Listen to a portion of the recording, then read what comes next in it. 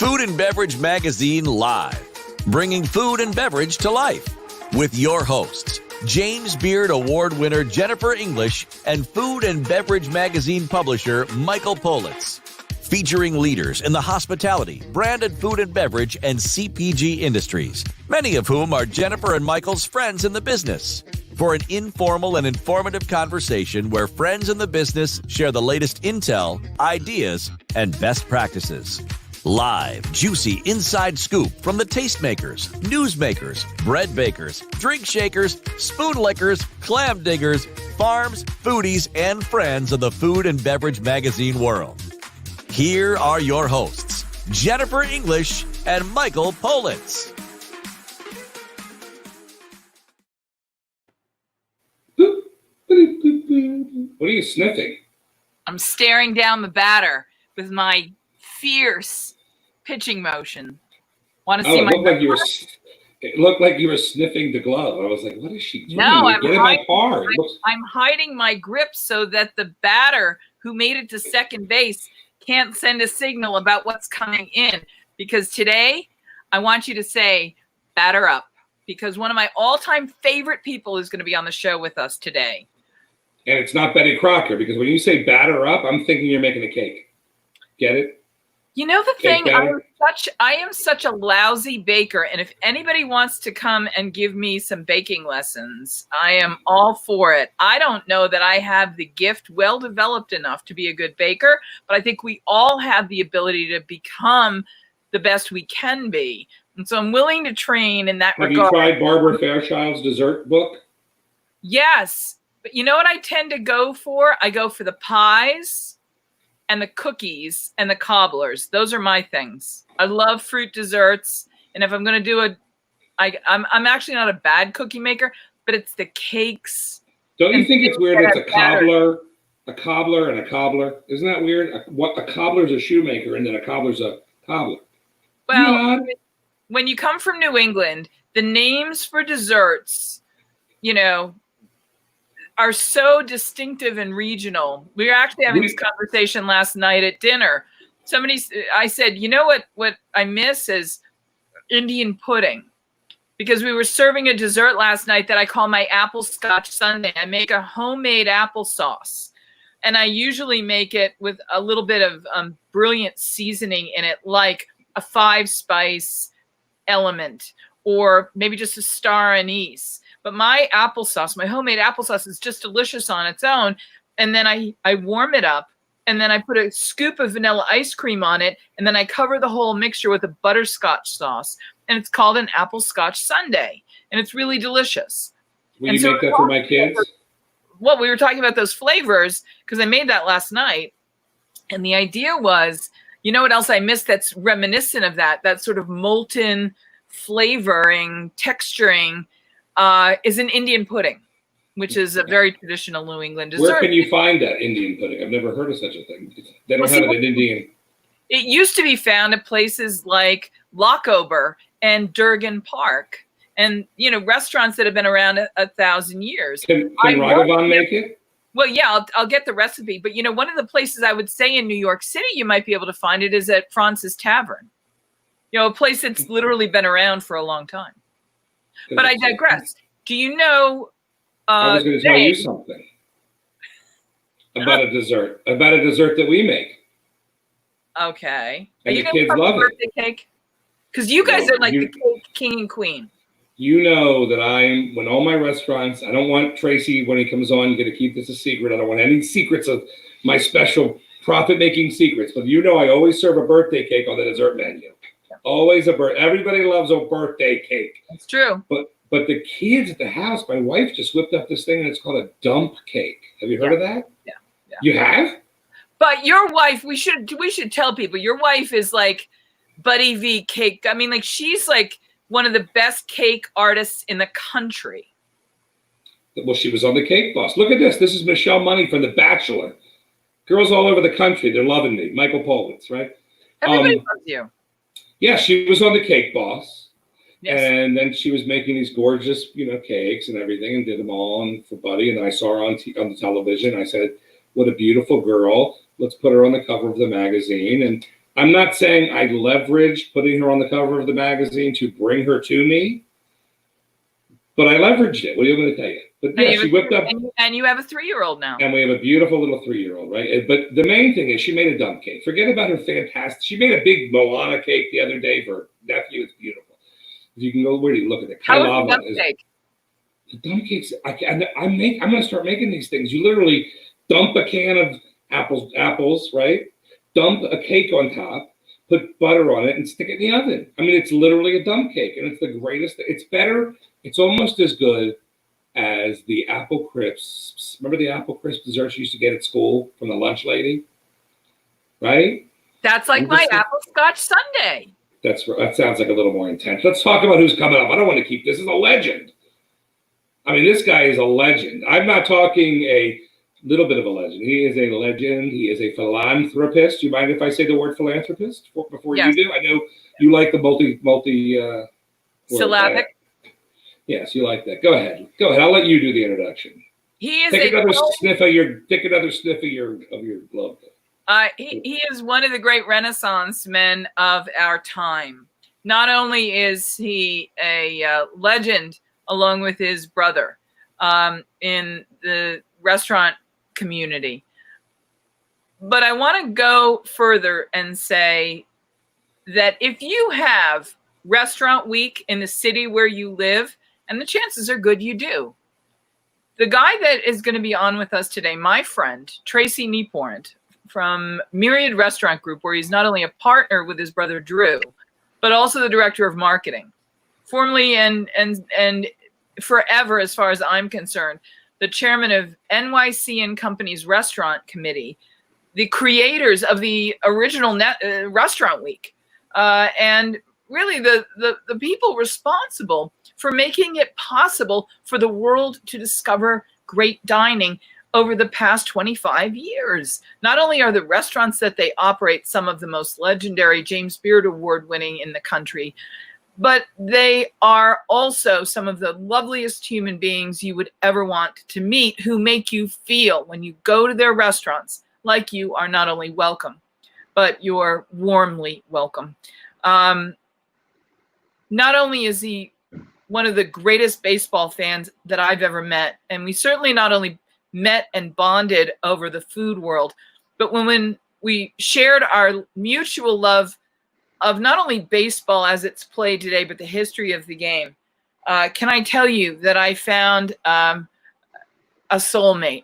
And I am, in spite of the fact as a native Bostonian and Red Sox fan, always going to bear the scars of the 1986 World Series, where I stood with my friends, champagne poured, when I believe it was Calvin Schiraldi was one strike away from winning the first World Series since the Babe Ruth debacle.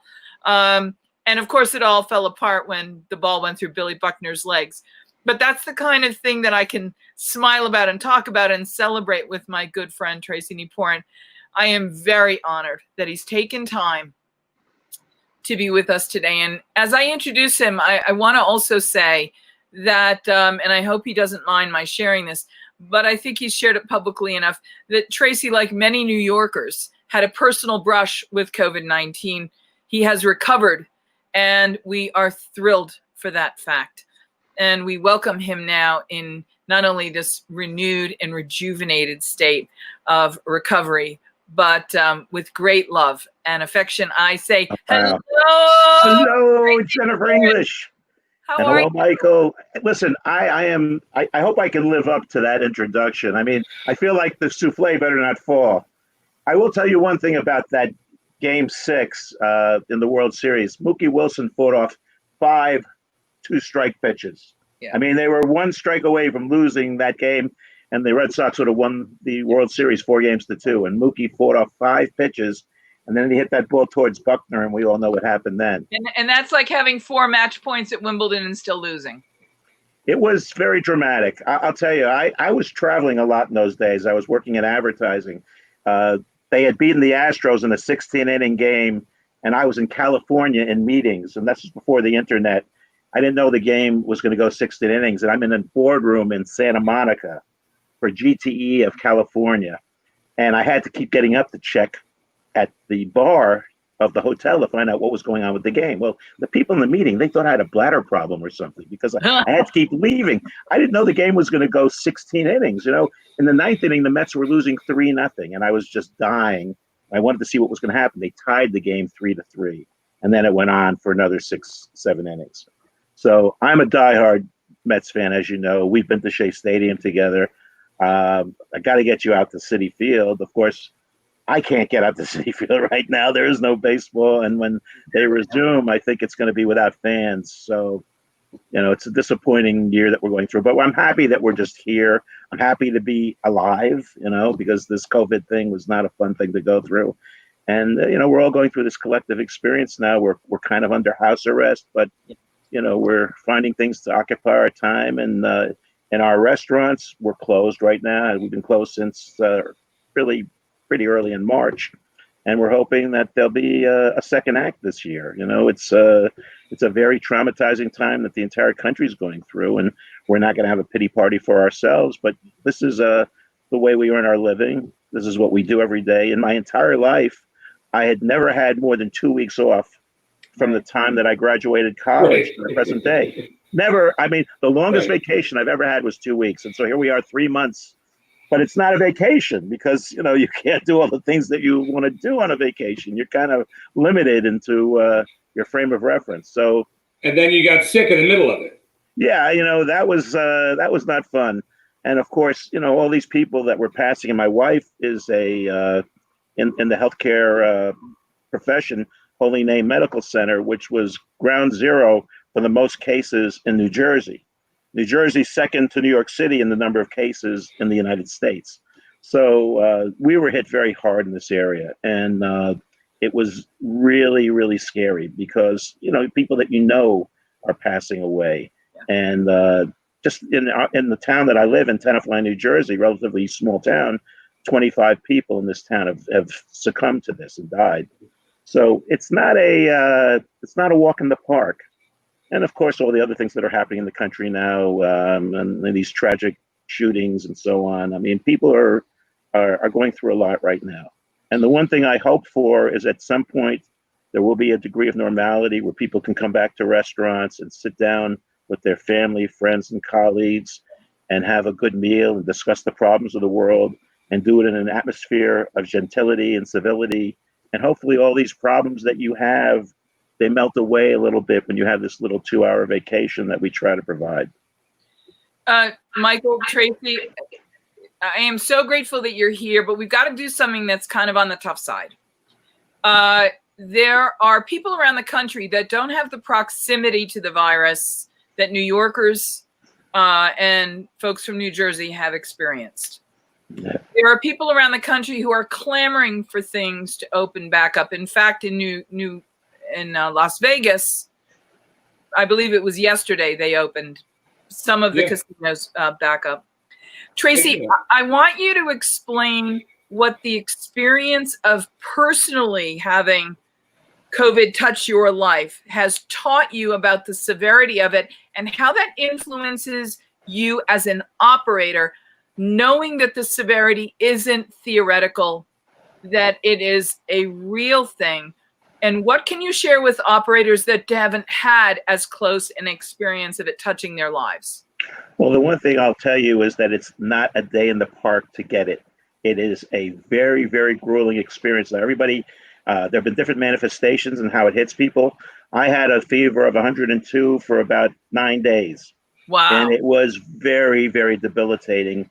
And, my voice was very weak and I had a bad cough. And, and you turn on the news and it was just so, overwhelmingly, oppressively depressing. And I had some doubts at some points. I knew that if I ended up in the hospital, and I was fortunate that I didn't have to be hospitalized, but I felt if I had to go, that I probably would not have gotten out. And that was how scared I was about it. I did everything I could to try to heal myself. My wife was, pumping me with fluids, and, I was taking a lot of, not aspirin, but Tylenol and things like that. There's no cure for this thing.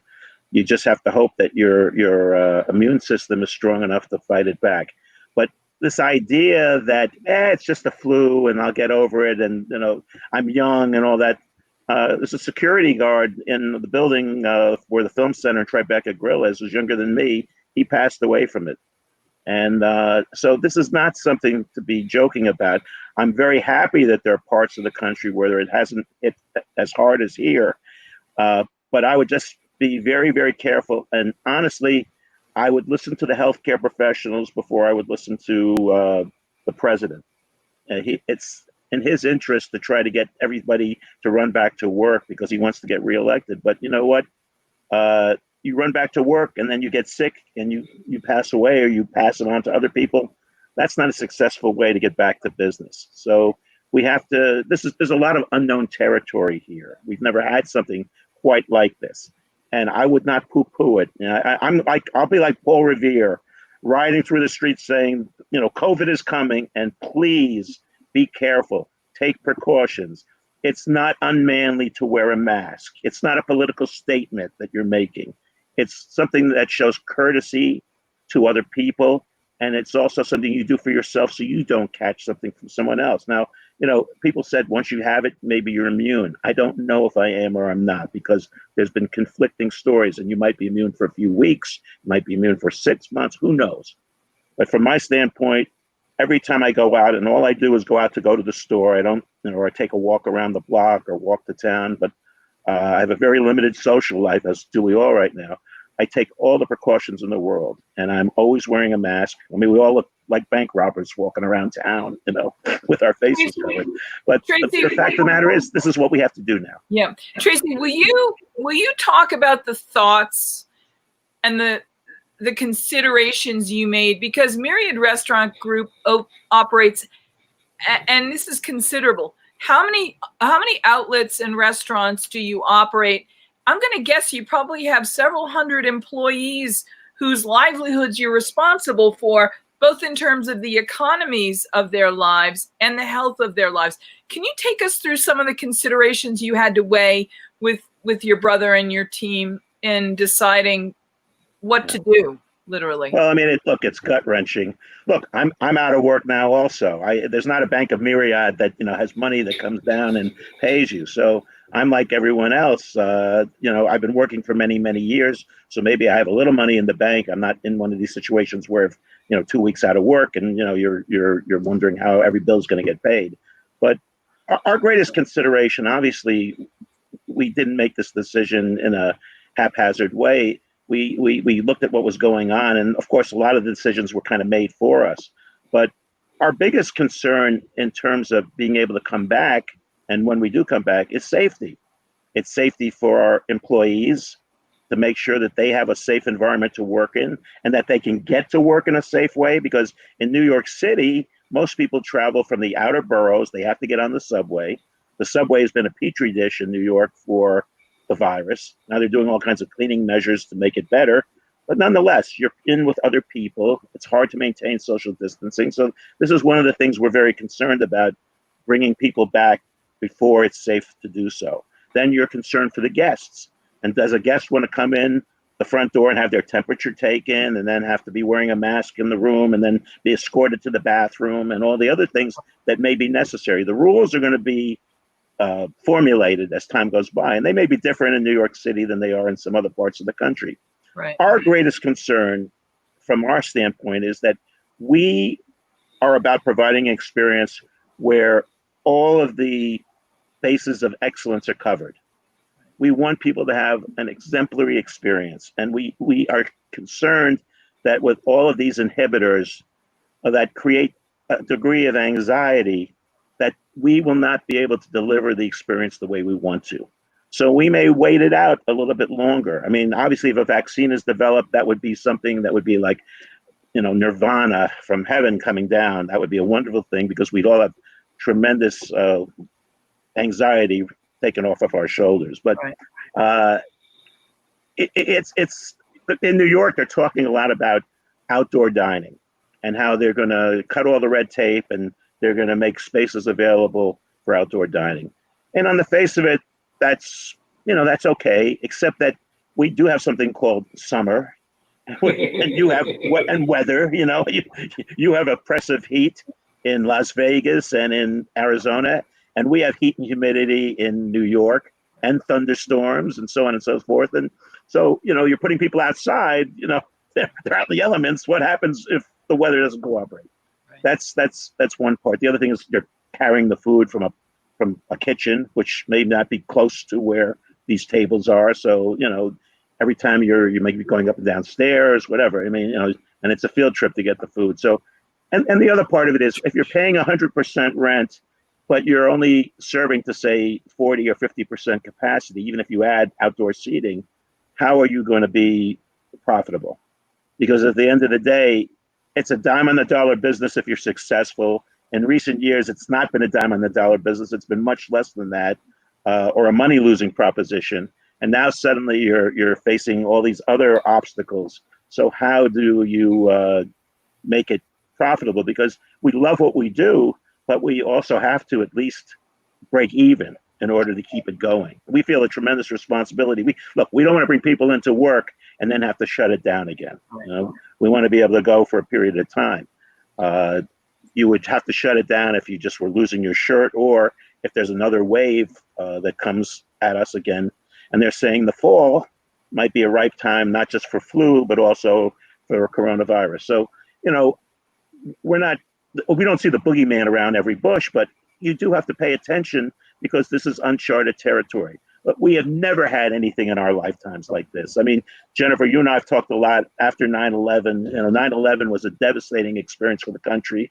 And for those of us whose restaurants were within, half a mile from where it happened, this was a traumatizing experience, and it was something that was not easy to come back from. But eventually we did, because you could kind of create a framework for recovery where there wasn't a pandemic. It wasn't open-ended. There was at least, once you figured out that there wasn't going to necessarily be another attack, and that eventually people would feel safe to come back to the area where it happened, you could begin to operate again. But this is different. Let's go back to that, because I've mentioned this a couple of times. After 9/11, and we should tell people that your restaurant group is located in Lower Manhattan, literally mere blocks and steps from the site of 9/11. And one of the most moving interviews I've ever been a part of was immediately following this, where you came on and you were describing what it was like to have walked, and you realized that the dust that was on you was as morbid as it was, and it was chilling and powerful. But we do in this industry what we know to do, which is feed people. And it wasn't long after that a restaurant opened up near Ground Zero that was open 24 hours a day. I mean, you all swung into action within days, clearing out your freezers and fridges and feeding and cooking and doing. But there was a restaurant not too far from Ground Zero, and it began operating 24 hours a day. And we came in from all over the country, and we did whatever we could. I came in for a week, and I remember bussing tables, but it was really more, people needed to talk more than anything else. Yeah, they needed a little food, but they needed the connection that place provided. And of course, in a pandemic, we don't have that. We don't have the ability to cook some food for you and then sit down with you and comfort one another in that camaraderie of moment. Can you talk a little bit about how that came to be? What was the name of that restaurant that literally generously and graciously just turned itself over to the public good that week? I'm trying to remember the name of it, because there were quite a few places that did things. I know that the Capsutos from Capsuto Frere made their place available, and we were moving supplies through Tribeca Grill. I mean, I remember in the early days we'd have a shopping bag with sandwiches, and we'd walk down to the site, and we would literally hand sandwiches to the people at the pile. This was almost like a diner, like a big diner that became like a bigger diner. Yeah. And it'll come back to me. Most of my answers, I'm on time release Jeopardy now. The answers come back in about 10 minutes. I'll be back with the answers after these important commercial messages. Darlene Dwyer will remember if she's watching. Yeah, Darlene's out in LA now, so she's out on your coast. Yeah, and they have the museum downtown now, and honestly, I've looked at some things viral there, but I've never actually. I did go to the reflecting pools, but I've never gone through the museum because I lived through it, and I think at some point I'm going to do it, but I felt like it's painful, it's painful in many ways. We feel a great deal of pride about how everybody performed during that time, and we feel that we were not laissez-faire about it. We really got involved, and so I felt a sense of satisfaction. And my brother, did an exemplary job helping to mobilize a lot of the things that had to be done, get suppliers participating, and so on. But it's something that's it's almost like what's 19 years ago. It's hard to believe. It's really hard to believe. It's that all that time has passed, and and if somebody had said to me that there might be something in your future that's actually even more challenging, I would have said, well, I hope not. But, here we are. The one thing I could say is this, that, listen, whatever gets thrown our way, there is a certain amount of resilience that we try to have. And as long as there's people out there with character and who really care about each other and are not just trying to advance their own parochial interests, I think that we're gonna be okay. Obviously, there's a lot of polarization in this country right now. There's a lot of anger, and it's being expressed in many different ways. But it's like 1968 again. 1968, I was 15 years old. I was just trying to formulate my ideas and my way of thinking, and the music and everything about it, the counterculture, everything about it was very exciting. But also to see Martin Luther King assassinated and Bobby Kennedy and the Vietnam War raging. You thought, how could it get any crazier than this? And here we and are. Yet, we look at the country now, and we're kind of on the edge of a depression, not quite there, but I think beyond a financial depression, I think there's an internal depression that for all of us to keep our mental health together at a time when there's so much pressure on everybody, financial pressure and emotional pressure, cultural things. I mean, it's very, very, very rugged. So in our small corner of the world where we serve food, we just hope that we can get back to doing it because it's therapeutic in a way. There's a craft to it. There's a skill to putting a good meal together and to creating an environment where people can come together and enjoy an exemplary experience that we can provide for them. And a lot of times through the years when I've walked around to our restaurants and I look in the door and look in the windows and I see that people are having a good time and that we had something to do with creating that. They could have gone anywhere to eat that night. There's a lot of choices and they chose us. Gives you a feeling of great satisfaction. And that's a sacred trust that we have, and we don't want to let people down. Tracy, is there one lesson as operators that comes from the 9/11 experience that you might share with operators today about getting through this crisis? Well, there's no magic wand. I would say this, that you really have to love this business and you have to have a high threshold of pain. If you have doubts about it and if you're not quite sure you really want to do this, then I would say gracefully step away because there's a lot of risk involved. And the future's not guaranteed to any of us right now. And the chances to fail are significant. The template to run a restaurant now is going to have to go through some changes. And I hope, that we're not going to become dinosaurs at our end of things, but fine dining is going to be facing a lot of challenges.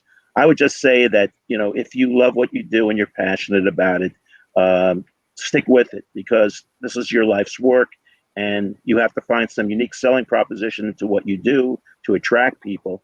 But if you have a good business plan, you have to have a good business sense about things. And if you have a good product, then you have a chance to succeed. And if you can get the word out properly, then you have a chance to succeed. If you're mediocre and the work that you do is not, particularly interesting, right, the chances are you're probably not going to do that well. Hey, Trace, your brother Drew and Myriad Restaurant Group have been honored multiple times by the James Beard Foundation. Your chefs in your different restaurants have been honored. But maybe one of the highest honors is that Restaurateur of the Year. And I wanted to, because you're so successful and have been successful for a very long time, operating at the very highest levels in the restaurant business, I have to ask the question, what kinds of things are you thinking about in the reimagination of what this business will have to be on the other side of this? Have you even started having those conversations yet? Well, there's the conversation you have about things that are going to happen in the industry. I think we alluded to it when we chatted a few days ago that when I was a kid, there was something called the Automat, and it was run by Horn and Hardart. And you'd go in there, and they'd have all these little cabinets, and you'd put the money in, you open it up, and you had a sandwich or a dessert or something. And as a kid, I thought that was fantastic. That was great. And I could see where something like that could come back again at some point, because you don't have to have somebody serving the table, and that's not what we do. That's not something that would interest us. For us going forward, we want that connection with the guest. We don't want everything to be bloodless with devices and, look at this screen and look at that screen. We like the interaction of a server with the guest and somebody to greet you when you walk in the door. We're old fashioned that way. When we were kids, my brother and I used to go eat out at restaurants. Our dad did legal work for restaurants, and it was like theater. We loved the idea of sitting at a table, and I always liked to have my back to the wall so I could see everything that was going on. And my brother was even more acute about that. And you saw the kind of people that were eating there, the interaction between the staff, when somebody, in those days when you had a birthday, they put a sparkler on the cake. Now it's a fire hazard, but in those days, they'd have the sparkler. I used to go to a restaurant called Headquarters, which was owned by a guy who had been Eisenhower's chef during the war. Oh, cool. I know the guy. I know the guy. Oh, it was guy Charlie Fodor and Johnny Schwartz. That was a lovely restaurant. Charlie. Frank McGee, yes, Charlie Fodor. What a guy. They would bring you a cake for your birthday, and it'd have the sparkler on it. And they said, if you blow out the sparkler, you get to keep the restaurant. So I would try to blow it out, and I blow it out. And of course, being a schmucky kid, I didn't realize that the deck was stacked. So we had to open our own restaurants. Ultimately, we couldn't blow out the damn sparkler. It's mesmerizing, right? When you're a kid and you're enchanted, and it's like you meet these restaurant owners that you just sort of like, wow, those are your celebrities, right? Like I always say, who's the first celebrity I ever met? Ronald McDonald is the first celebrity I ever met, right? And then you see these fantastic restaurateurs, and my book comes out July 1st. I wrote a book. I'm embarrassed to show you, but I'm going to show you because obviously it's called Food and Beverage Guide. That looks terrific. Wow. Well, when you have big connections, Wiley Publishing has published it. They're not too far from you. They're in Hoboken.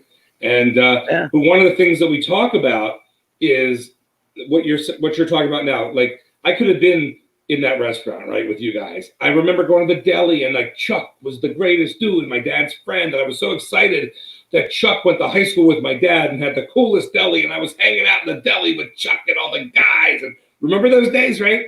Absolutely. And then you see these other guys ignite, and they want to have restaurants, they want to do it. You want that joviality, right? I grew up in Washington D.C., so there were restaurants like Duke Zebert's and Paul Young's and all these guys.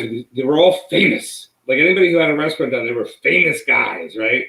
And it was super exciting. So it's like there's a spark inside of these guys that all want to be that, right?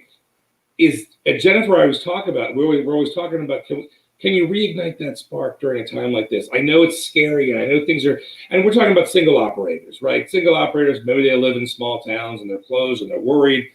And they, I know guys that are not reopening after 40 years, right? We all know those guys. Yeah. I get it. They don't want to put their life savings in. They're 70 years old. They don't want to do it. They're done, But hopefully a lot of these younger guys will reignite that spark. They love, like what you said.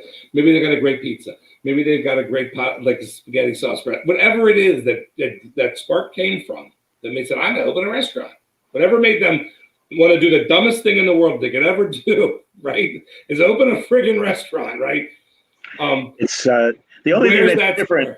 The thing that's scary now is that a lot of the people that opened restaurants back when we were kids, they were off the boat. They came from other countries. They came to America for opportunities. There was a lot of ethnic people from Italy and France, etc. And so labor costs were low, food costs were low, and real estate was not what it is today. Even percentage-wise, it wasn't.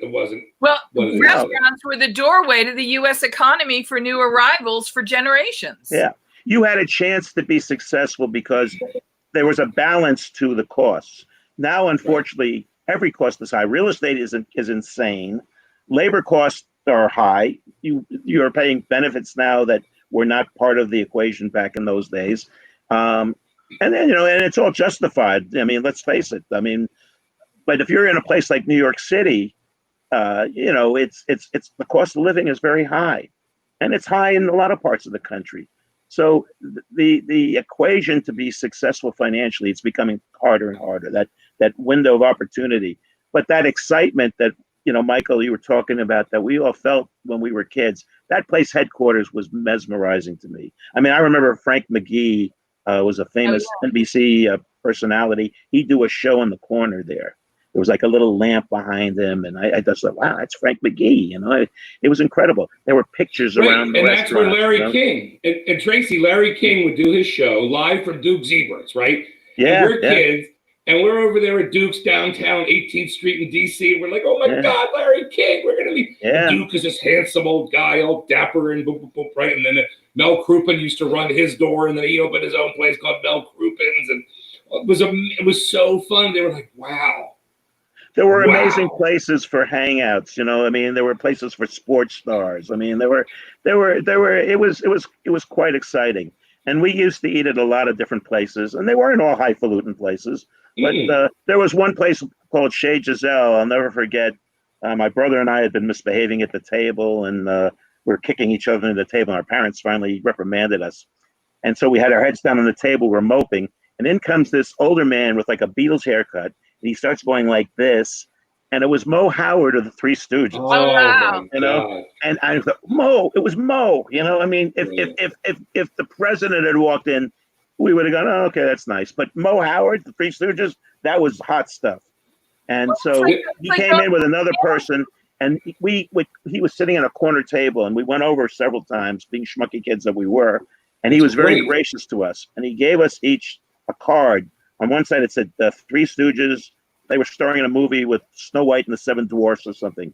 And he signed an individual card to my brother, to Drew, and to me as well. Oh, my God. I carried that card in my wallet for about 25 years. And I was once working out at a health club in New York, and somebody broke into my locker, and they stole my wallet. And I didn't care about the money in the wallet, but I did care about that autograph. But I'll tell you something, Tracy. That story, like, we had that as kids, right? So one of my best friends was on Saturday Night Live, right? And he's a legend at Saturday Night Live. And all he wants to do is tell me the story. I can't remember the name. It was a Joe Namath owned part of the restaurant, and Paulie Green was there. 3. What was it? Isn't it Bachelor's 3, and he owned it with Derek? No? Maybe. I'm not sure. But he was telling me he would go to the restaurant, and then Mike Tyson, he met Mike Tyson there, and they became friends. And Dana Carvey was, John Lovitz is my friend. So John would go, and he met, Dana and him would go afterward. And it was the names, Danny Aiella, like all the people that would be, that these guys were, we know them as big famous stars, John and Dana. But back then they just started, right? Lauren just gave them the job, right? Yeah. So they would go to this place, and it was mesmerizing to this day. How many years? 40 years later, John will sit down with you and tell you the story and tell you every single person that he met at this restaurant. And they would go in the back room, and so. Then Eddie Murphy would come when they got, as they get right. And it's the same stories we're telling about how we're like, woo, look at these guys. What it shows is that a restaurant can be a memory machine, that you bring people in, and every night it's a little different. There's a cast of characters that come in to dine that are not identical each day. It's like snowflakes, You may look at a crowded room and say, well, there's another crowded room, but each person comes in with their own story and their own background. They come from all parts of the world, all parts of the country. And it's a unique privilege to be able to provide ambiance for that and to serve those people. John Lovitz, it's an interesting thing. Have an idea. If he ever opens a restaurant, love it or leave it. That could be a good name for it. He would love that. He would love that. I'm going to connect you guys. Got a little bit of an edge to it. What do you think? Here's the weirdest part, Tracy. So John calls me out of the blue, and he's like, there's a new restaurant trend. This is a few years ago. I go, whatever, dude. He's like, I'm telling you, it's going to be huge. I'm like, what is it? He goes, pokey places. I go every day. I can't stop going to this pokey place on Sunset. And then all of a sudden you start like seeing them all pop up. Remember when like it was a few years ago, they all right at this point, but all these little poke places were popping up, and I'm like, damn it, John, you have foresight, bro. You should be in this industry. It was amazing. But the stories he Jennifer tells was from holding that up place. the glove. Are you thinking about A League of Their Own? Because John Lovitz was in that, wasn't Yes, he? he was a but scout. we've got to wrap up because we're going to bring on some other guys to hang out with us because we're going to go out to the West Coast. We're going to San Francisco to the Elixir Bar where our good friend H. Joseph Ehrman is going to be with us in his new role from Fresh Victor. And the founder of the company is going to be with us as well. But I wanted to listen, I could spend all day hanging out with you. You're one of my all-time very favorite people. We want to talk about, but I'm going to say, I hope that there will be some season because not only did the restaurant that you and your family and your group operate at Citi Field, formerly known as the Acela Grill, get renamed this year to the Metropolitan Grill. Yes. Be the Metropolitan Grill. As a tribute, this is my daily driver. As you know, I've got a little leaguer, a bona fide heading for Williamsport little leaguer. And I play catch every day. And the glove that I play catch with is this. And I literally think of you every day that I play catch with my kid because the glove that I wear, that I have to wear because it's big enough to absorb as my kid gets stronger and throws harder. I don't know if you can see what it says in there, but it says Keith Hernandez. Oh, wow. Oh, that's fantastic. I'm still playing with my thoroughly broken in Rawlings RFM9 Keith Hernandez mitt. That was the same mitt I wore when you came and threw out the opening pitch at spring training in Tucson, Arizona, when we still had a Cactus League. That was a lot of fun. That was great. Wow. Well, guys, the Field of Dreams will be back. And yes. All I can say is touch all the bases, Thank you, Tracy. I really want to thank Tracy because now we know that you're a hoarder. Yes, it's true. For that long. And there's Tracy, no thank you for doubt bringing about that. My secret has been revealed. Yeah, no, Jennifer is a hoarder, and Tracy revealed his secret, right? All right, thank you, sir. We appreciate it. We'll see you soon. Guys, be well. All right, be well and Bye-bye. Be safe. Take care. Thank you too. Glad you're feeling better. All right. Wow. Have we? This is going to be one of these shows. At the end of the show, you're going to go, "Wow," because you don't. No, I already said wow. I want to talk to him like 24 hours a day. I want to move in with him. Bring him on. No, I want to move in with Tracy. I want to go and move in with Tracy in New Jersey with them. Can I tell you? Does he cook? What? He's one of the all-time fantastic human beings. His wife is an amazing woman. They're the greatest couple that I've ever met. They're really a great couple. They have two fantastic. Well, he's also, he's very, very humble because I don't think he's built a lot of famous chefs. I mean, Nobu on his back was built. Believe that. I know that. Did I tell you I know that? Your friend and mine, Carrie, and let's bring the guys on because I don't want them to wait backstage. What about Kerry Simon? Say his name. Say it, Kerry Simon. So your friend and mine, Kerry Simon, who was the Rock and Roll Iron Chef, was also on Iron Chef with the bridge between the two Iron Chef shows, Morimoto. Right. Morimoto was on the original Iron Chef, and then he was on the U.S. Iron Chef, and he was one of the original cooks that came to work for Nobu at the original U.S. Nobu with Drew and Tracy at Myriad Restaurant Group, right? And then he goes on to have this enormous success on his own in the Morimoto empire. But that's how the world happens in food. You work for a legend and then you work hard. And if you have the thing, you become a legend yourself. We have a legend on the show coming up next. Oh, I thought I was going to be your legend that you were going to be talking about. You're always my legend. Ken? You mean Ken, the legend Ken? Or H. Joseph? I mean, H. Well, Joseph. both. But I got to tell you, I have been watching and following H's career. We first met, and H is going to remember this, because when you go back 19 years now, 20 years to the first Tales of the Cocktail events, We were, as a cocktail community, like 100 nerds in a room. Okay, that was TMI. No. This is for real. We were like 100 nerds in a room that loved the history and the culture. It wasn't about getting tight.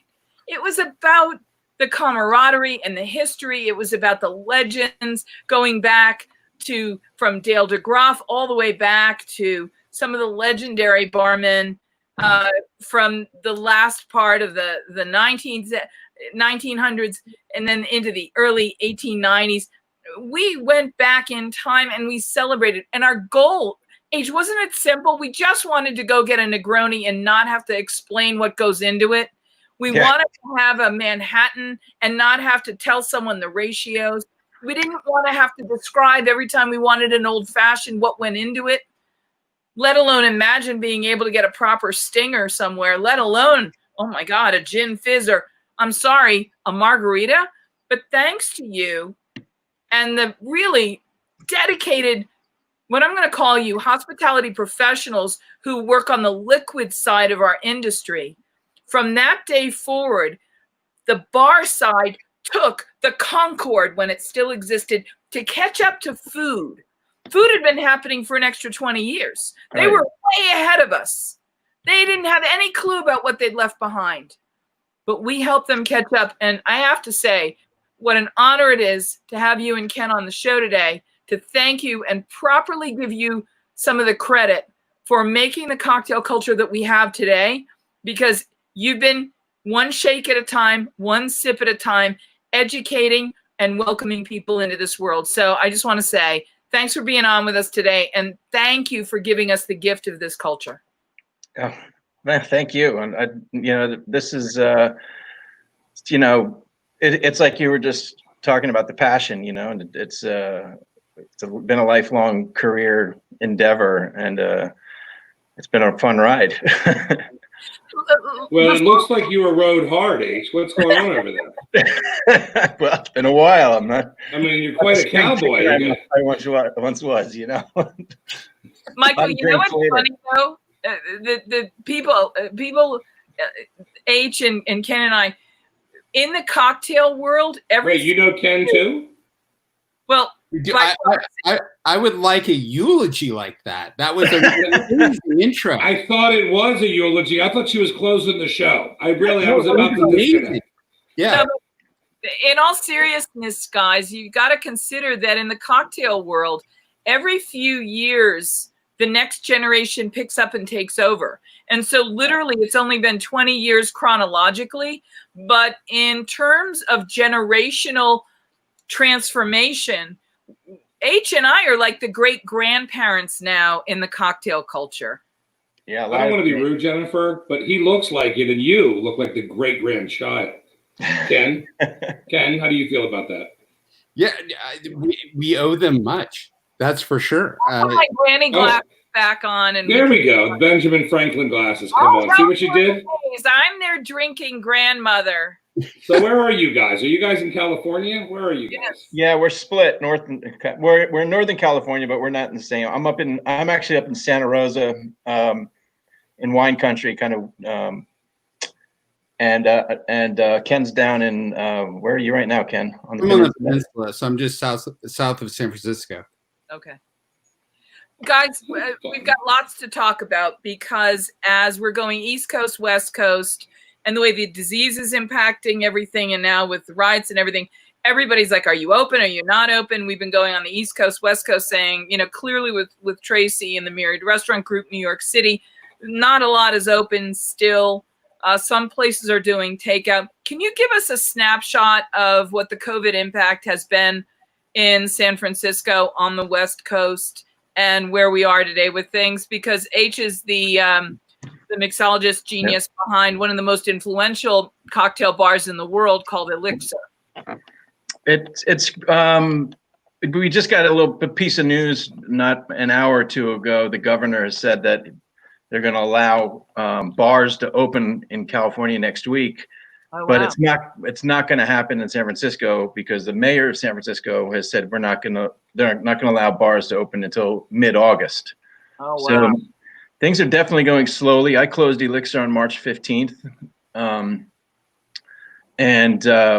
Everything's shut down. I mean, it's been surreal, hard to believe. It'll be, if we go to mid-August, it'll be 5 months without being open.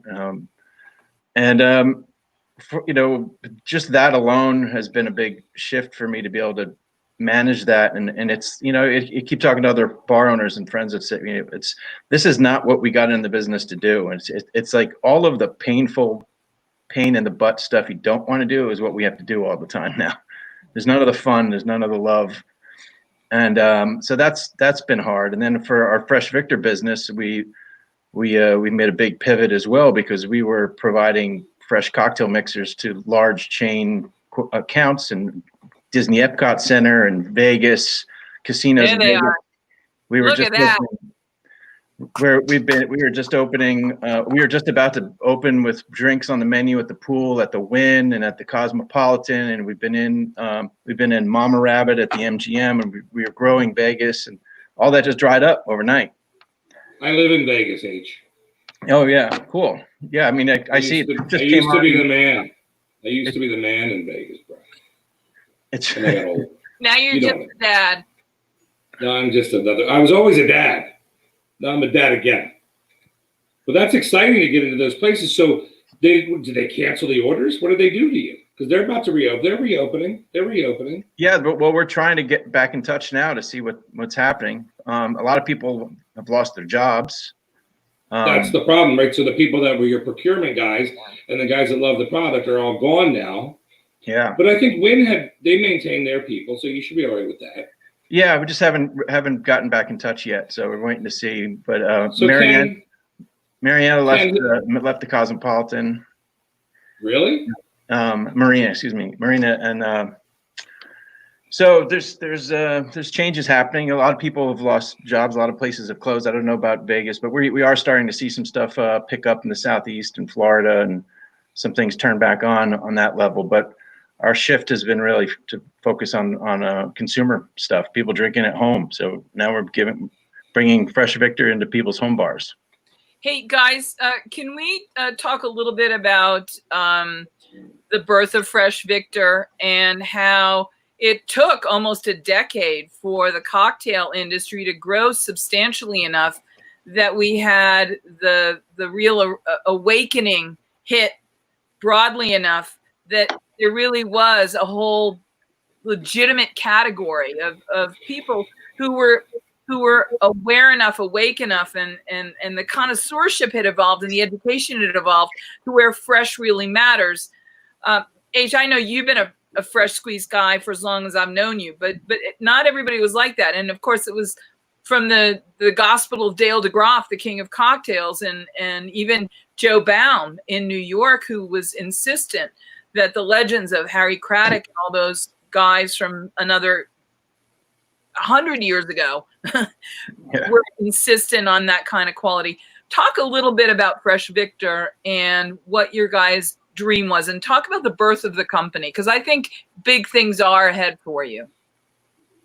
Ken, I want to hear that from Ken. Ken, I want you to talk, and I want you to tell us, since I saw you are the CEO, and I want to know what you did before now that you're the founder of this. Were you in the produce business? Let's hear Ken's story, shall we, people? I'm just the all-American, just the typical boy meets girl, follows her down to Guadalajara, stays, and gets vertically integrated into the premium tequila space back in the 90s. So H and I have known each other for it's going on 2 decades now, which is hard to believe. But when you meet someone like H, you feel like he's doing everything right, and he's doing it the way it should be done. And being in the tequila business, it was an interesting partnership. All right, so you were in the tequila business first. Yes, absolutely. Mm-hmm. Okay. You met a girl in Guadalajara. I met her up here. To impress the girl, you went into the tequila business, because that's I don't think she was so impressed. Yeah. H, how do you feel? H, just go along with it, buddy. Follow me for Ken. I'm trying to get through Ken right now, right? I'm doing good. He's like, oh, I'm gonna own it. So what was the tequila? Are we familiar with it? Do we know the brand? Yeah, so I was working with a company called La Cofradia that had made things such as Casa Noble. Oh, okay, of course. And we had come out with a brand called Amate, Amate. Of course. And we were importing it into California as well as the Western states, the United States. Sure. And had done. Oh my gosh. Look at this. I think your wife's a little bit too young for you, Ken. This is awkward. I don't know what's happening in this show right now, but this is getting a little awkward. H, you warned me. I'm on conference calls with Ken all week long, and our kids are always just climbing our backs. I've got my 3-year-old ready to climb on me any minute. You're going to love this. I want to hear. Go ahead, Ken. You want to hear how this? Because there's entrepreneurs listening. There are people that want to know how to be successful, right? Absolutely. And I tell them don't, because I don't want the competition. But you may be able to share that information. Yeah, there's a lot of politics in the 3-tier system. It's a long race. It's not a short sprint. Mm-hmm. And you learn a lot from failures. And we Yes. failed when we were young. We found out pretty quickly that if you're going to be the new shiny object, that you have to figure out how to stick around for a long period of time. Yes. And, through those lessons and building tequila brands over the years and working with H has always added, a real flair to the mixology, to the fresh cocktail scene, to everything else. What we had really discovered was the hole in the industry came from how people wanted to drink better and build their cocktails. So they were no longer asking, hey, what about that 100% agave tequila? There was a lot of those. We weren't short on those. It was, how do you actually build the cocktail from the ground up without squeezing all these limes and taking an hour and not talking to your guests, etc. H had always done that at Elixir. I became really fascinated with how can we do that for both the industry, so they can save time and effort, as well as the home consumer. And the barriers to entry were prodigious. But you already had some entry though, so you knew obviously distribution, right? But now that was a different type of distribution. So I'm assuming you're a member of WSWA and you went to all the conventions and you knew all the distributors, and you and I probably met there a few times, I'm sure, because we're the media sponsor there. But I do notice that it is hard. The barrier of entries are difficult obviously for spirits and wine, right? Yeah. But for what you're doing, it's very different because your clients, the customers are almost the same people, the off-premise stores, right? But then you want to get, as H was saying earlier, you want to get to the on-premise stores, right? So we created something called the Proof Awards. Have you ever heard of the Proof Awards? Did you ever hear about our award? So what we did was, I was getting all this information, and everyone's winning awards for their spirits, or their wines, or their products like yours, which is great. And the bartenders were the ones, and maybe there's guys that are claiming that they're experts in the taste of whatever, but you get an award, you don't have to do anything with it. So I said, hey, I'm doing it differently. I'm bringing in key buyers for big box brands, big distributors, all this stuff. And 40 people are going to sit there and taste your product, right? Right. So we did it last year. We sold, just for the judges alone, bought over $2 million worth of product from people. Wow. Small, right? So we're so excited. Delta Airlines Sky Clubs picked up 5 brands. 5 brands. Yeah. So what you're saying, it's true, this barrier of entry, and these people don't want to talk to you. Like, even the guys that I know, so I say, I got this great brand, and they've got like one of my buddies has like 200 and something stores in Texas, right? Off premise. You got to try it, bro. You got to try it. It's a celebrity involved. Oh my God, Michael. So go ahead. I can't wait to hear.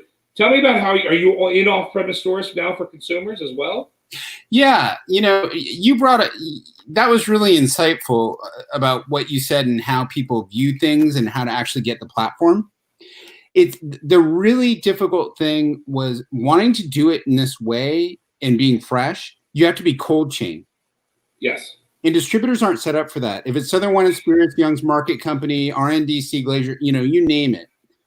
They want a shelf-stable item that can sit in a warehouse more or less for a year or two and feel good about their inventories.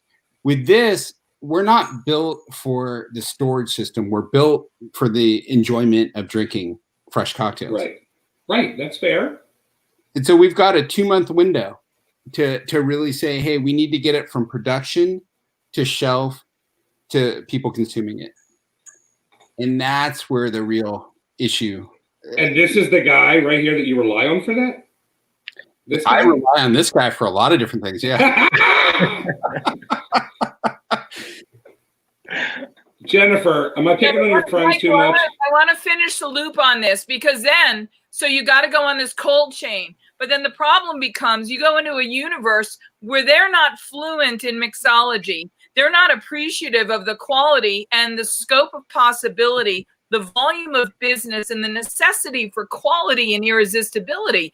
You go into the fresh side, and they don't think, they're not fluent in cocktail. Nor is the margin what they it's want. like the day. Jen, the margins. They're going to look at this. You're taking listen, but the reality is you're taking a nighttime business into a daytime world, and they just don't know how to deal with it. And you literally have to. I have taken many nighttime girls into daytime worlds, and it works sometimes. H, I can't say it to Ken. He's got too many kids around right now, right? And Jennifer, you're more of a daytime girl that I have taken into the nighttime world. My finest moments. I believe you. I'll tell you what, you're absolutely right. When you look and you put this into perspective and really look at what we built something that we have to convince the industry of. They don't believe it exists. Hey, if somebody could do this, they would have done it years ago. Right. It's not real. Well, from the cocktail side, Ken, they're like, and not a moment too soon. Thank God. This is like the miracle product. And you go to the other side of it where you actually have the distribution you're going to need to rely on for your business to become successful. And it's like, what do I need that for? They don't even have an awareness that that is a need that exists in any part of the world, because it doesn't exist in their primary industry focus. And so when you really consider the success of what Fresh Victor is doing and having, it's because they've done the hardest piece, which is they've actually made a world that didn't know that it belonged in the cocktail world become part of the cocktail world. Right. 10 years ago when I was out schlepping my Square One organic spirits bag and teaching bartenders literally how to squeeze limes and make simple syrup and how to make simple fresh sours. And it was hard to get bartenders at that time to think about bartending as a career, as a legitimate job, and not as what I thought of it in my 20s. It was something you're doing while you're doing something else. Well, I'm not really a bartender. I'm actually studying to do this, or I'm an actor, I'm a whatever. And look, and at the time, we were a handful of us were out there doing that, and the speed at which it caught on is crazy. The reason we have this cocktail culture today is because of a 10-year explosion, right? I think it's because of one man. I think one man changed the entire. His name is Tony Abouganim. Yeah. Yes, I think. And if you ask Tony, he'll tell you it was him. That's all I'm saying. Go ahead. No, Tony will tell you it's Dale. Yeah, no, Tony's the best. Tony will tell you it's Dale. Dale will tell you it's Joe Baum. And they were my mentors. I was sitting in their classes and saying, "This is how I teach." And I remember sitting in the pool at the Monte Leon with Tony in probably like 2007 at Tales of the Cocktail, and talking to him about how to present and how to get people excited about simple concepts and how to do that stuff. And the same with Dale. And and we went out and did it. And now what we have is we put it in a bottle. And so now we've got these simple things. Our products are just fresh, cold pressed juice, organic cane sugar, organic agave nectar, and fresh produce for flavoring. So it's fresh cucumber puree or prickly pear puree that's going into these products, and that's it. There's no preservatives. There's nothing. It's flash pasteurized. It's really rather simple, but it's still hard to get people to understand. Like, what do you just put? Yeah, just two, equal parts or 2 to 1. 3 ounces of our stuff, an ounce and a half of tequila, and boom, you got a margarita. You got a whatever. That's insanity. So, Michael, the other thing I want to mention is here in Tucson, I'm the co-founder of the World Margarita Championships. And it was an event that grew directly out of Tales of the Cocktail, the early days of Tales. And we brought in some of our favorite people, including Tony and Dale, for those early years of the World Margarita Championships. And I kid you not, people showed up to participate and compete in that event that were still using mixers. And when I say mixers, it's not the Fresh Victor mixers we're talking about today. It's those old, like Mr. T or some other version of a. I thought it was called Mr. T was somebody else. That was, you mean Mrs. T? Mr. T was. It was like Mr. T. It was a commercially produced one. But what's so important about that is what the food people realized on their side of the equation was something that was being missed. Because the first impression, to make a flavor first impression when people came into your restaurant and bar, was often experienced as the philosophy of flavor that you expressed at your bar. And once chefs and operators and restaurateurs began to realize that the first impression they would get to make with any new guest came through the hands and the genius of H and his brothers and sisters around the country. Let me take that to another level, Jennifer. The respect that it deserved, because that was where, because of the Mobile 5 Diamond standard, because of the Michelin star standard, you had to have a bar. But most chefs didn't consider that that was where they got to first express their statement of their flavor philosophy, as well as their operating and hospitality philosophy. And I think that that was one of the pivotal moments where things changed in our business, when they really began to then use stupid names like bar chef, but it really began to at least integrate the front of the house, back of the house, culinary side with the liquid side. Well, I also think that Tony and Bobby Gleason and those guys over at the Bellagio, right, when they were doing all that, H, right, you know those guys. Oh, yeah. They actually brought, Race right. I mean, you know, Bobby G, I mean, they're legends, right? And I was there when they were doing this, right? So I was at the Bellagio with them, and I watched them. They watched them work with guys like Kerry Simon, who worked for Jean-Georges, and Picasso restaurants. And people would eat at these fine dining restaurants, and they would go over and they would have I would go up to the bar and hang out with Tony, because I mean, I live here, right? So that's what I did. Food and Beverage Magazine. These guys here, Ken and H, they lived it. And when the tequilas that are now part of this boom in agave spirits is happening, because we've got the Southwest Agave Spirits Conference that we have to get you here for. We need both of you to come to the next one, because God willing, it'll happen this year. Talk a little bit about how you experienced that transformative moment when cocktails went from being the afterthought to the first act of the main show. Well, I think when once we had the bartenders hooked, once you had bartenders believing what we were telling them and getting them to understand the passion and the stories behind the spirits, the people who make the spirits, the way that they evolved over time. A lot of the spirits company getting bartenders on trips and getting them to the distilleries. I've traveled all over the world. I've been very fortunate to be flown all over the place to study spirits. And that was, to me, the thing that made people realize where cocktails, we kind of got over that puritanical kind of wall that kept people from accepting spirits and cocktails, because it was so, I don't know. We're even seeing it now in this whole COVID thing. Like, bars in California are not allowed to sell cocktails, because until recently, we were not allowed to sell cocktails unless we had food, if we didn't have a kitchen.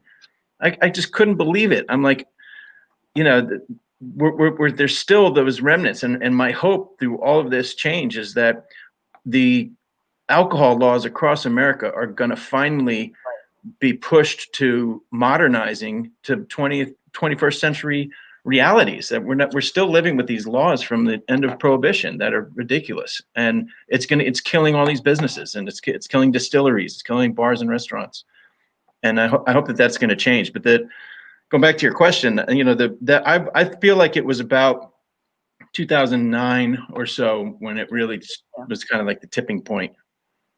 And then, you know, like in my neighborhood where Elixir is, if you wanted to get a cocktail back then, you could either come a good cocktail, you'd come to Elixir or Range, or that was kind of it.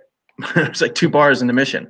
Or you'd go really old school and end up at some place like the Buena Vista, where they had basically one cocktail, which was the Irish coffee, and you get that there. Or maybe you'd go to the Top of the Mark, maybe Tommy's, go to Tommy's for a margarita. I mean, there were good bars outside of the Mission, but now what happened was we had all these restaurants and nobody had cocktail programs. So then all of a sudden, that's like he was saying, that the restaurants started adopting good cocktails, and when the restaurants started putting in good bars.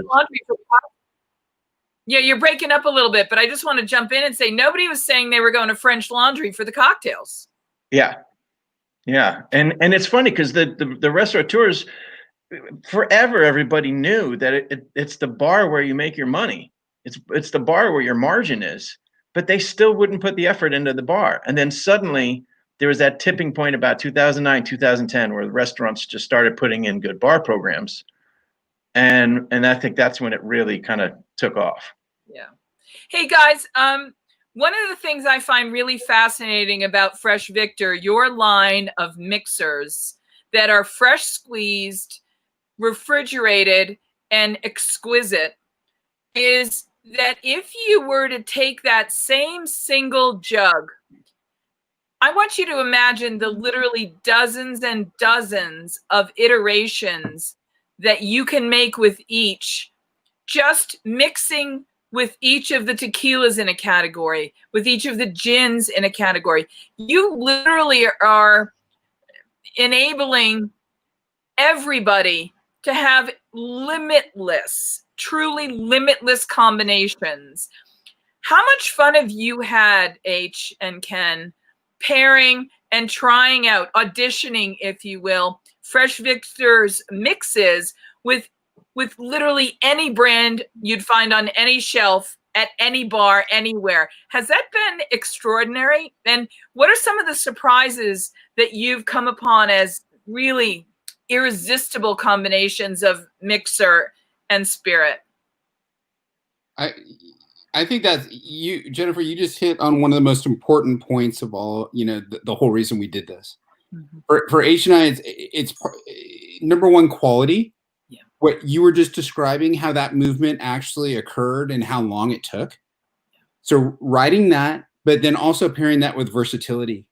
Yeah. And no one that I know of, and correct me if I'm wrong, I absolutely could be, I really had that facet of versatility. They were pairing it to one specific alcohol. This is a Bloody Mary mix. This is a margarita mix. If you don't like tequila, you're not buying that mixer that day.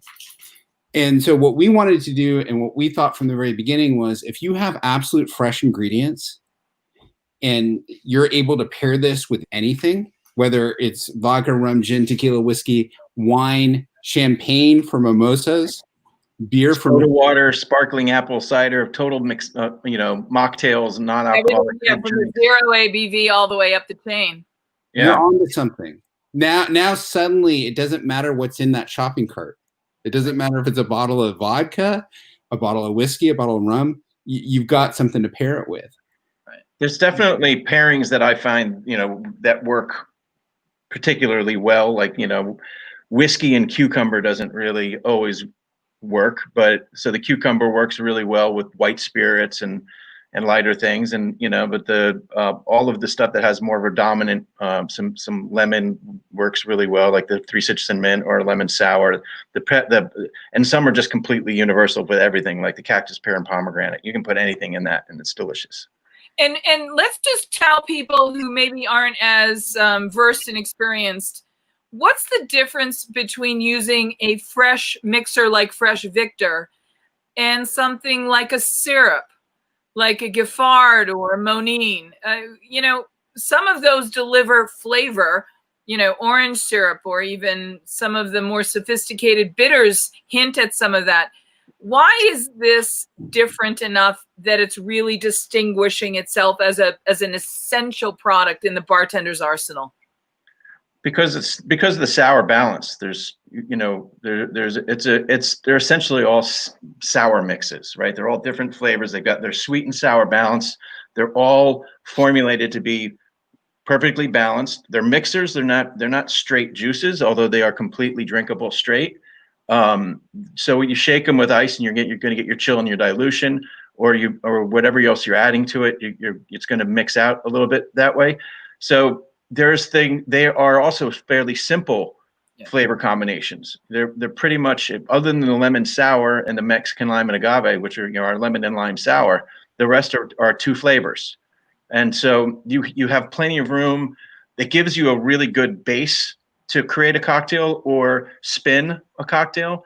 And then you also have room to add flavors from a bitters or a liqueur or something else. So it gives you a lot of versatility, but saves you a lot of steps. And then also for the trade, you know, there's all kinds of cost efficiencies and work efficiencies that come with it. But also now in this COVID era, you're also getting a completely safe product with low touch points. Nobody's juicing all those limes in your hand with their hands, and you're not paying for that labor. Maybe you can't even get that labor to come back to work because they don't want to get off of unemployment. So you get a really quick, easy, safe product that can go out and to-go cocktails, to-go cocktail programs.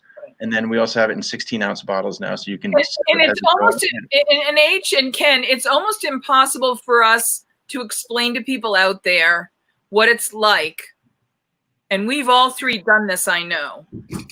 Because backstage with the Caps, which are the apprentices at Tales of the Cocktail, or as part of the World Margarita Championship, we've been part of those long shifts of preparation, squeezing limes.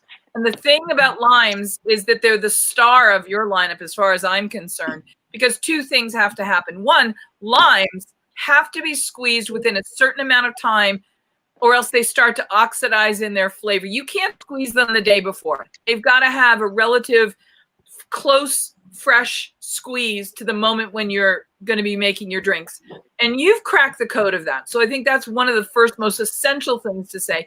But you also, like me, we've been backstage squeezing thousands of limes. It's not easy. We really wanted to take, you know, the hard work out of this for people. That was one of the main components, was consistency. You know, letting people know that you don't have to worry about these raw commodity ingredients that can fluctuate in both price as well as quality. We have this down, and if you do it the right way and you just mix it, you know, 2 to 1, you're going to come out with a beautiful cocktail each and every time. Yeah. And, you know, get them beyond these neon mixes that, you know, we've been used to from the 80s and 90s. We really wanted this to evolve into something we could all be really, really proud of. Well, and the other thing I want to say is when it comes to agave spirits, we now have mezcals and bacanoras and sotols.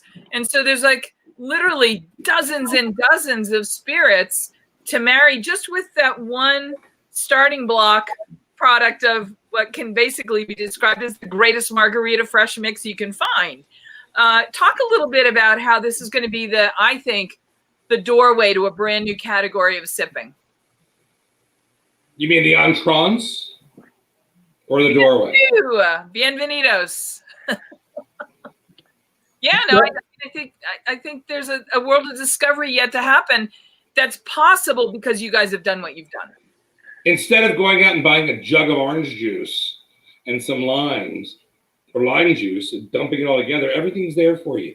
I think people are going to want to try this on their own. I think this is a delicious treat.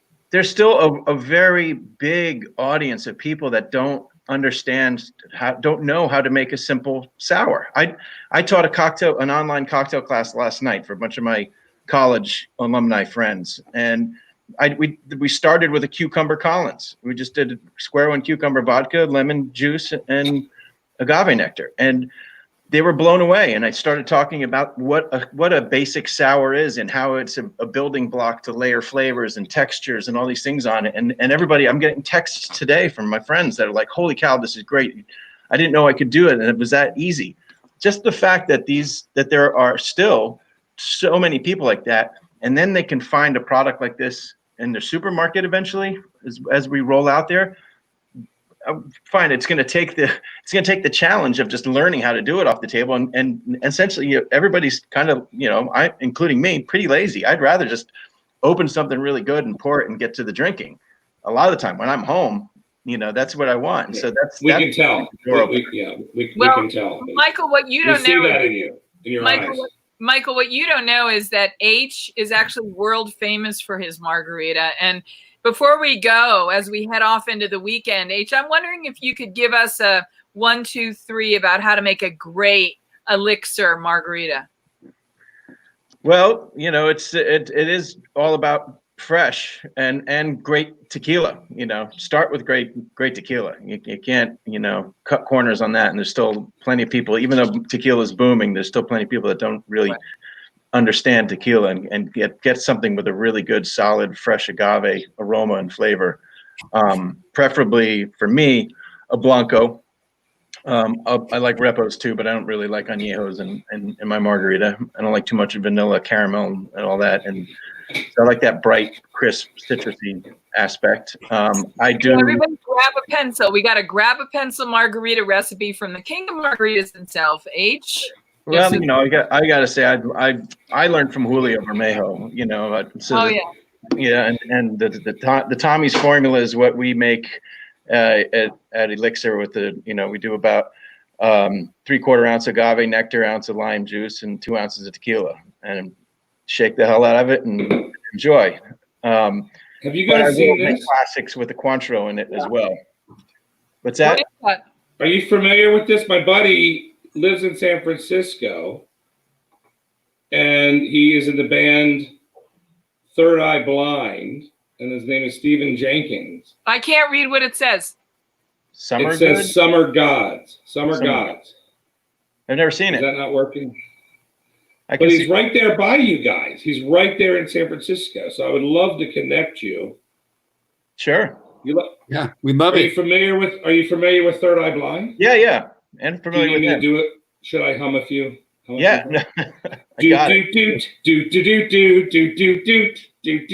Semi-term kind of life. Okay.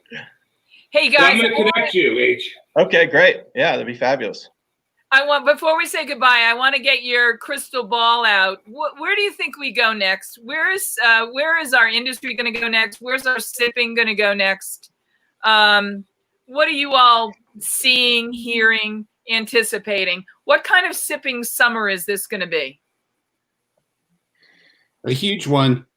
I think everybody with shelter in place, drinking anywhere you look has been up quite substantially. So what we're trying to do is teach people to drink at home better with higher quality, exactly what you all have described over the course of this show. And as food service comes back, as we see the restaurants start to come back, it will be a brave new world. It's going to be a slow turn to get back to where we were. I don't think it's going to be much of a summer. I think we're going to really start to see that come back in September or something. But the home drinking will continue, and we've been busting our butts to we have a direct to consumer on our website now, so you can go to shop.freshvictor.com and get it delivered to a certain number of states, and within about a month we'll have 7 products up there deliverable all over the country. And I have to say, I am going to be waiting for when your paleta business opens up and Fresh Victor pops become available everywhere, because we've actually had customers ask us to make them for them. We're like, we don't make the pop. You can get the popsicle molds and make them. We're not going to get in the popsicle business just yet. We'll wait till we get national on this. And I'm telling you, that's what we all need. We need your excellent quality juices in those blends that are virtual cocktails unto themselves. I mean, that's what you've done. It's not a cocktail mix. It's a cocktail. You can just choose to add spirits or not.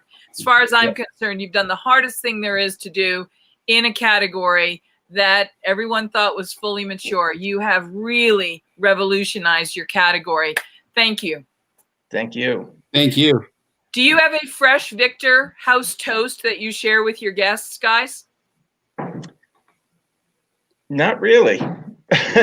You now. We better figure one out pretty quick. If I volunteer my services for wordsmithing that with you, will you make me some popsicles? Absolutely. Can I do it? Can I do it first? Can I do it first, kid? Okay.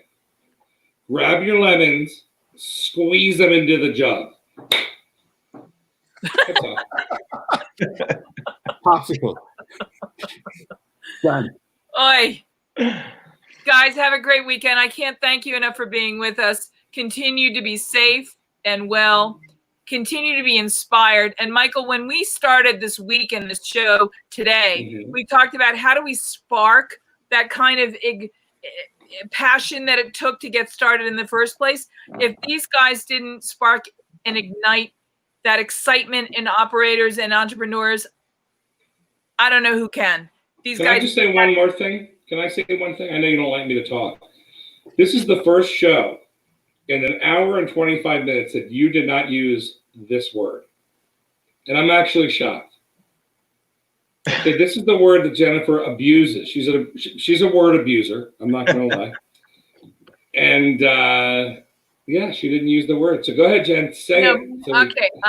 Now, I haven't seen H. We haven't been in the same room in a couple of years, but I'm going to tell you that one of the things that he and I share is this brotherhood, sisterhood of really prizing, creating that environment of conviviality for our friends and our guests. And it's who we are and it's what we do. And these guys are, I finally feel this conviviality. I don't know if it's H. He reminds me of like the hot mixology guy. I don't know what's going on. No, I'm just kidding. I don't have the There we hair. go. There we go. You know Dave? That's hysterical, right? Yeah. No, we love you guys. We love him. We love everybody. This is a fun show. I'm gonna have to go to San Francisco, I guess, and I'm gonna have to have dinner at Hubert's place to see if he has a place still up there, and once everything opens up, and Yeah, for sure. Please do. we'll go up. Hey, guys, It'll be we'll see you fun. again soon. Thanks for coming and being with us today. Pleasure to Thanks, talk to guys. you. Yeah, thank you. It was Thank great. you. Really appreciate it. Thank you. Good to see you, man. Good guys, huh? You were right. I thought they looked like bums. And you're telling me they're good. I looked at the picture in the back because I could see what's going on backstage. And I'm like, wait, I think one of the farmers from the last show was Let on. me tell you, I thought, every single show we do, you either say wow or those guys were like literally. I feel like I have to convince you, and then at the end you're like, oh my god, you were right. you do. You have to convince me because I'm a naysayer. I'm a naysayer. You know what I mean? Tracy was unbelievable. I want him on every day.